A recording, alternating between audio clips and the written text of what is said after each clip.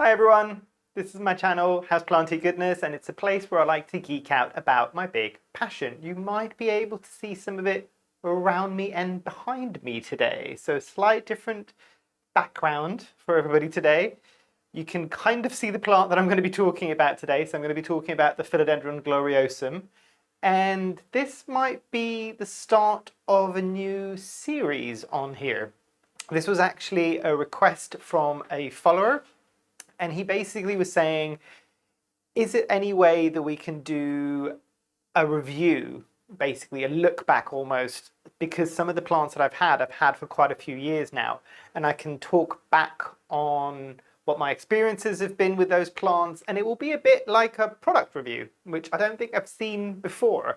Obviously, a lot of this is going to be quite subjective. This has been my experience in my environment, growing the plants in the way that I would grow the plants.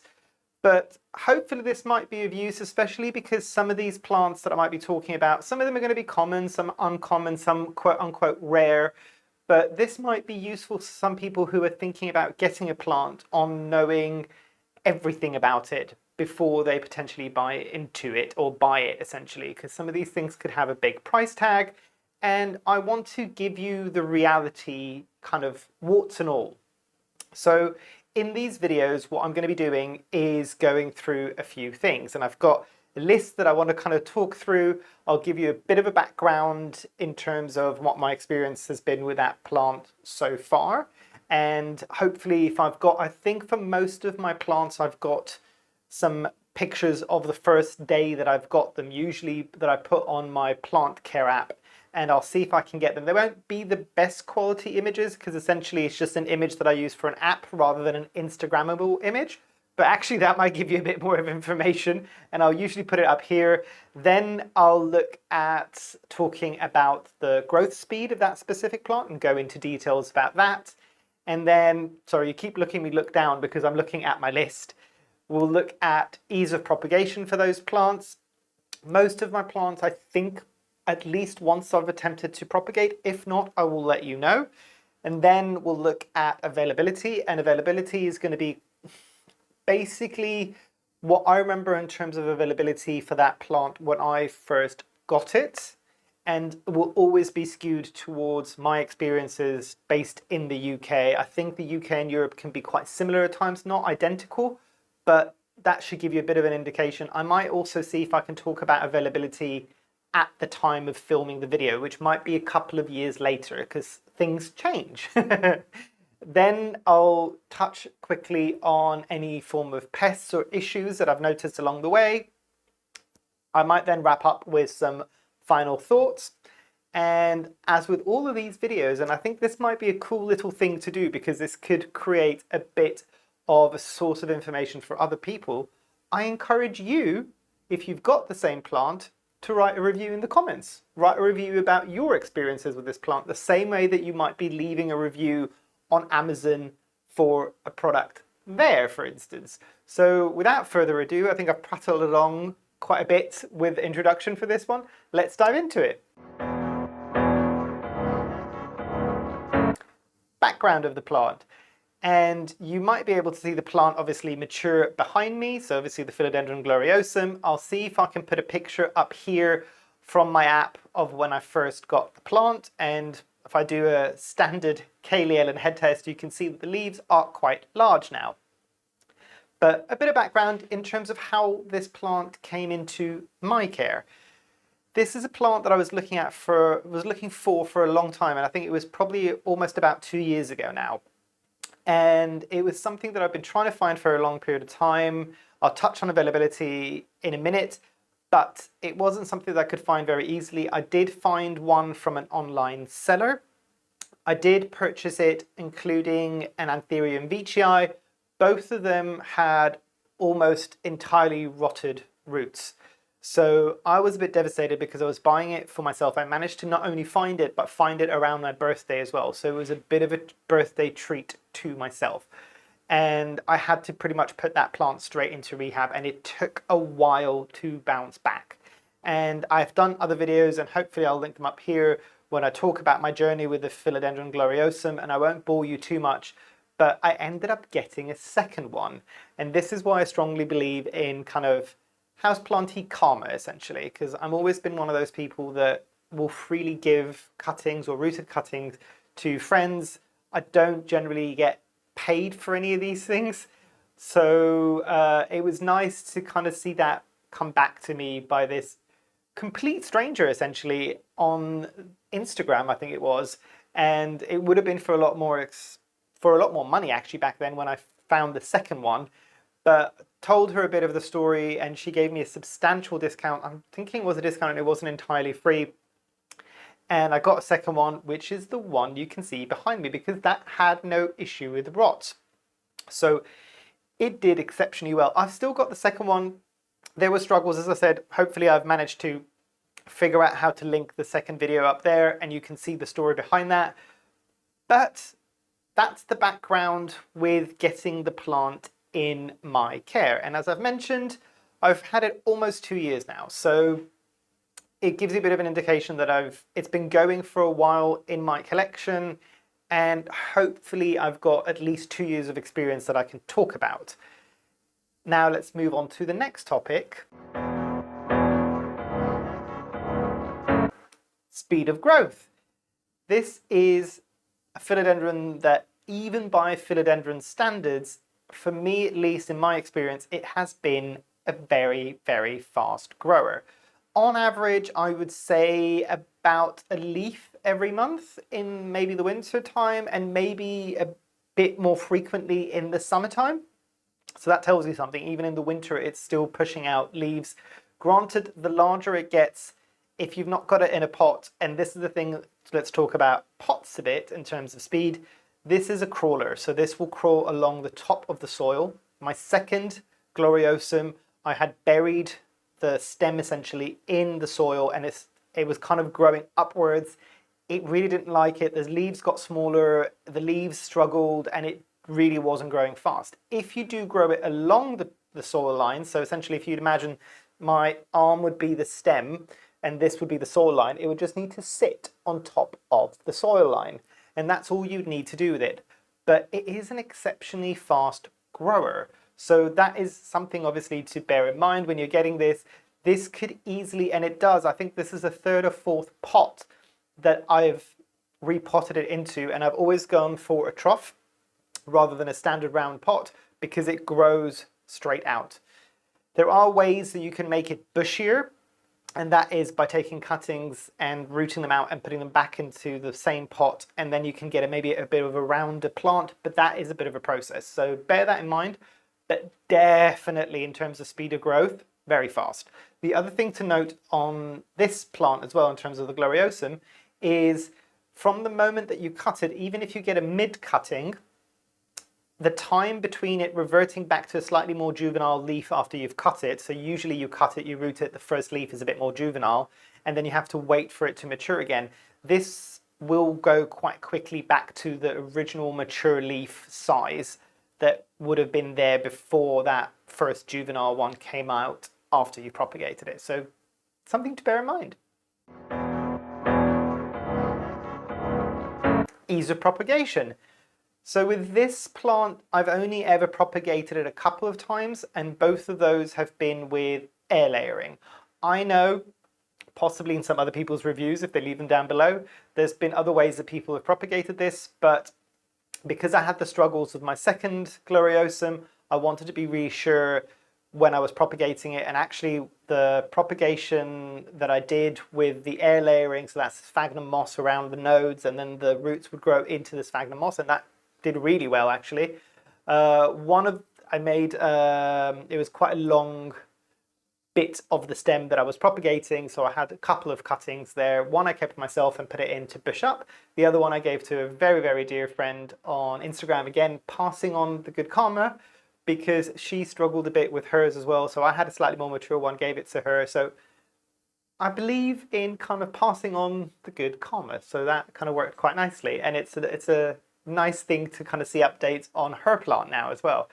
But yeah, so it was relatively straightforward. I've done a few other plants with air layering methods. This was, again, quite fast in terms of rooting out into the moss. And then being able to be cut and transplanted in.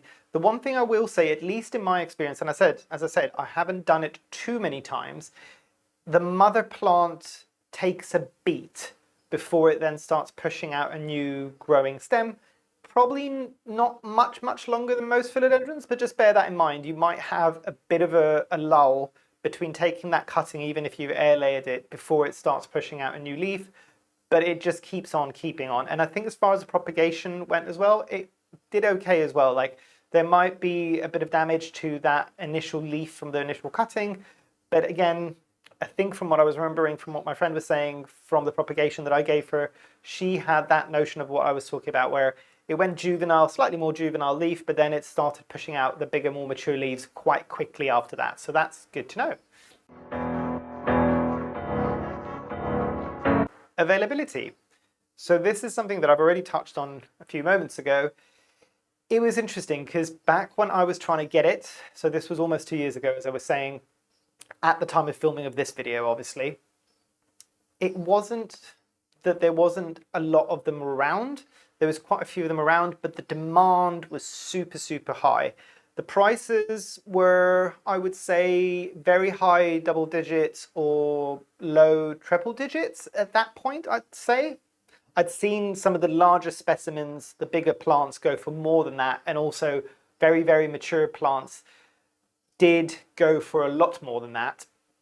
But it wasn't that there was not any of them around. There was quite a few of them around, and there was retailers, I think notably Kaylee Ellen with her Rare Plant Shop was bringing these out quite regularly back then, but they would go super fast. And actually most retailers, when they got them in, it was a matter of seconds, if not minutes, before they were completely out of stock, because there was only so many of them, and there was a lot of people that were always waiting around to be able to get a Gloriosum. So it was...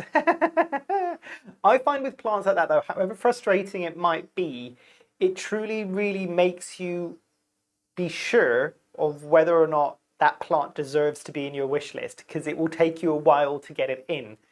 And I can at least say for this one, it was definitely worth the wait. So it did take me a few months, actually, because they just kept going super quickly. I'm seeing them come up a lot more now, so let's talk about the availability now. The prices have gone down slightly, not an awful lot from the kind of price range that I was giving you a moment ago. And again, I will caveat this and say this is in the UK, and this has been in my experience from what I've seen online. But there's a lot more availability of them because you're seeing some smaller boutique plant shops that are getting them. I think there was an influx that came in from the Netherlands, potentially. So that meant that the UK and maybe the EU market was a bit more flooded with these plants. So that was a good thing. There's a lot more of them available. Not a lot more. I mean, this is not going to be as ubiquitous just yet as maybe a pothos in a plant shop. I would love to see this become that available and that affordable as well. Because for me, based on the speed of growth and based on the tenacity of this plant, I think it's possible. It's give it some time. If there's enough people that want it, this is definitely one that could. And it does, and it would kind of work in the way that within most household situations, unlike the Monstera deliciosa, for instance, which has got the big leaves, it's big and in charge, but it grows up, this could be one that could potentially replace that as a crawler. So basically a bit of a wider plant for people to put in their houses. It's not particularly fussy, but yeah, let's talk about pests. So pests with this one, this is an interesting one because I've not had a lot of pest pressures with this plant. And again, this has just been in my experience in my environment. And for those that might be new, my environment has always had relatively good levels of humidity, so 60 to 70%. Now that I've got the conservatory, that humidity can be higher at times as well, which makes it nice and sweltering in here in the summer. But so I've got decent humidity. And I'm growing this plant in my light, airy, aroid soil mix. And again, I've got a video on my channel, and if I can find it and link it, I will link it up there. I don't always remember to do this in editing. If I do, great. But I've got my aroid soil mix. It's in terracotta. It's doing fine.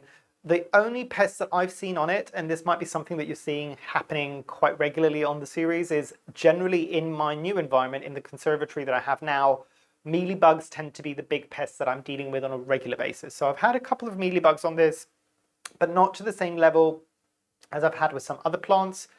I don't, maybe a touch of spider mites, nowhere near an infestation level, and it got dealt with quite quickly and it was fine.